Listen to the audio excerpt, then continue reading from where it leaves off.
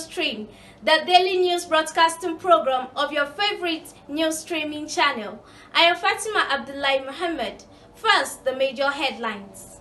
Bandits abduct 5 College of Health Science students in Zamfara State. Niger APC governor aspirant denies defecting to NNPP. Gunmen kill monarch in Taraba Mosque, injure others. Now the news and details. Bandits have abducted 5 students of the College of Health Science and Technology, Safi, Zamfara State. According to a source, the students were abducted in the early hours of Wednesday when heavily armed men stormed their residence outside the school campus. The source said the bandits could not gain entrance to the school due to the heavy presence of security personnel.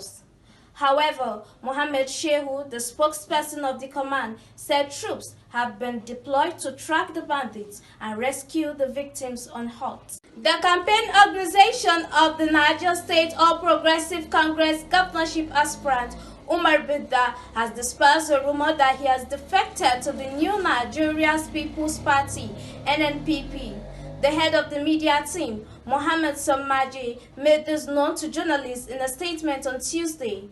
The statement says Umar Bidda has never belonged to any other party since he joined politics some years ago, and that he remains a loyal member of the APC.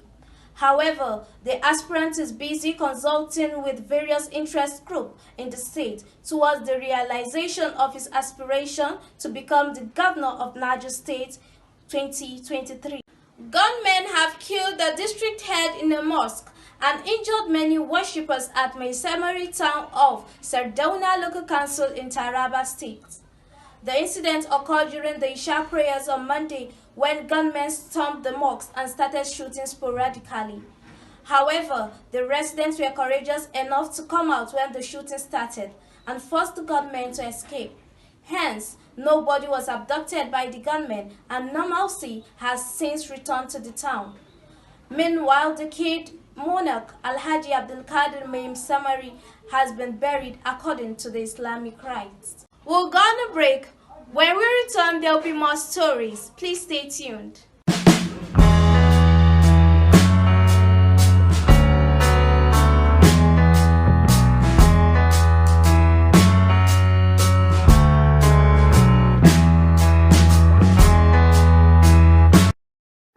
Still to come.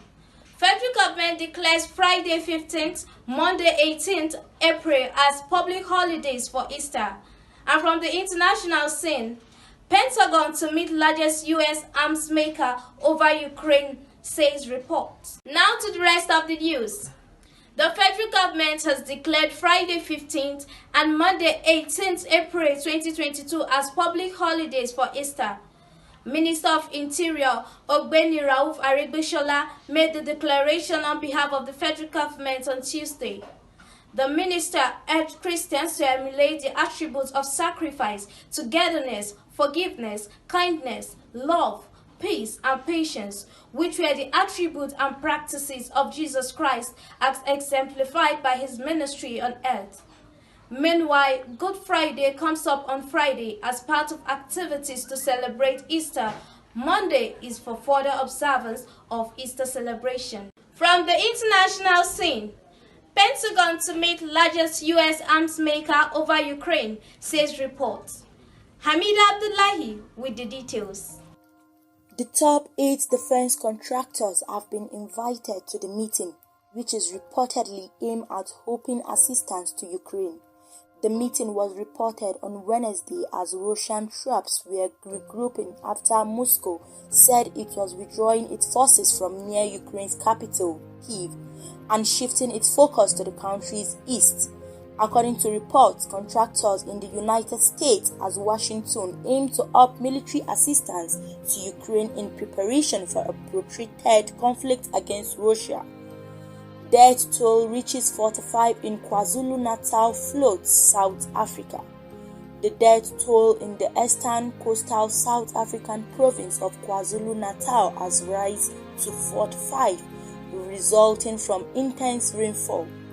In a statement on Tuesday, the provincial government confirmed the number of dead said the fatalities could rise further.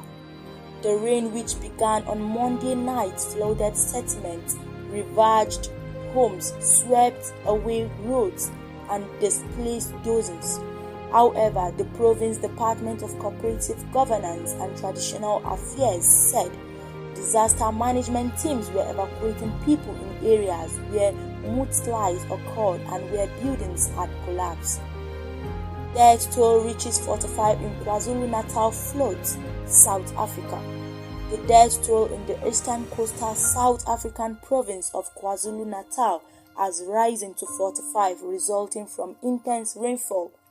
In a statement on Tuesday, the provincial government confirmed the number of dead and said the fatalities could rise further. The rain, which began on Monday night, flooded settlements, ravaged homes, swept away roads, and displaced dozens. However, the province Department of Cooperative Governance and Traditional Affairs said disaster management teams were evacuating people in areas where mudslides occur and where buildings had collapsed. New York Lieutenant Governor charged in alleged bribery scheme resigned. New York State second in command resigned on Tuesday after surrendering to a federal corruption indictment over a scheme to funnel fraudulent donations to a payroll campaign. According to the 5-court charge sheet, Lieutenant Governor Bryn Benjamin took part in a scheme to obtain contribution from an unnamed Harlem real estate investor in exchange for a $50,000 state grant for a non-profit organization controlled by the investor. The indictment also accuses Benjamin of telling a series of lies and deception to cover up the scheme, falsifying campaign donation forms and giving misleading information to New York City authorities as part of a background check to become lieutenant governor. However, prosecutors said in the indictment that Benjamin abused his authority as a New York State senator, engaging in a bribery scheme using public funds for his own corrupt purpose. I am Amida Abdullahi reporting for International Scene. And on sports, reappointing Yusuf as home-based Eagles coach will encourage corruption. Hanifa Maude Mohammed reports. Former coach of the Super Falcons and Golden Eaglets, Godwin Zillian, has warned the Nigerian Football Federation on reappointing Salisu Yusuf as head coach of the home-based Eagles 4 years after FIFA punished him for allegedly soliciting bribe as handler of the same team. Yusuf was said to have accepted bribe after 2 investigative reporters approached him to include 2 footballers in his squad to the 2018 African Championship. It was recalled that on 24th July 2018, Yusuf was seen accepting a cash gift in a video released by BBC Africa following a series of investigations on the state of football in Africa. Meanwhile, Pamodzi Sports Marketing, organizers of 8 Umpepe International 10-kilometer road race, said athletes intending to participate in the road race can now get the registration forms at the Teslim Balogun Stadium, Lagos, and the Samuel Obemodian Stadium in Benin. According to the organizers, registration for the race commenced last month on their various online platforms, and it is open to all categories of runners. They further stated that the race is not only for professional athletes who want to run for the prize money or to improve on their times for ranking purposes. It is also open to people who want to run for fun or for charity. Furthermore, the Nigerian Football Federation says it will invest even more in the women's games as the 3 women national teams continue to bring out impressive results internationally. General Secretary Dr. Muhammad Sanusi on Tuesday applauded the efforts of the Super Falcons in the second of their 2-match tour of Canada, in which they were held to a 2-2 draw by Olympic champions Canada at the Starlight Stadium in Landford, Victoria City. However, Sanusi said the Nigerian Football Federation is very much impressed by the performance of the Super Falcons against Canada, not only in the second match, but also in the first match, despite the loss 2-0. Hanifa Muhammad reporting for Sports News.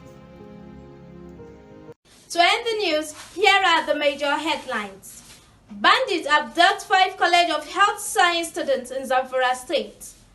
Niger APC governor aspirant denies defecting to NNPP. We also reported that gunmen kill monarch in Taraba Mosque, injure others. That's the news stream which came to you from the news desk of Voice of Niger TV. You can follow us via our social media handle, Twitter at Voice of Niger TV 1, Facebook at Voice of Niger TV, Instagram at Voice of Niger TV, YouTube Voice of Niger TV, official website www.voiceofnigertv.org.ng, or call us via 070-4197-1756 for your contribution, partnership, sponsorship, and comments on our news. Don't forget to also place your advert on Voice of Niger TV. On behalf of the production crew, I'm Fatima Abdullahi Muhammad. Good night.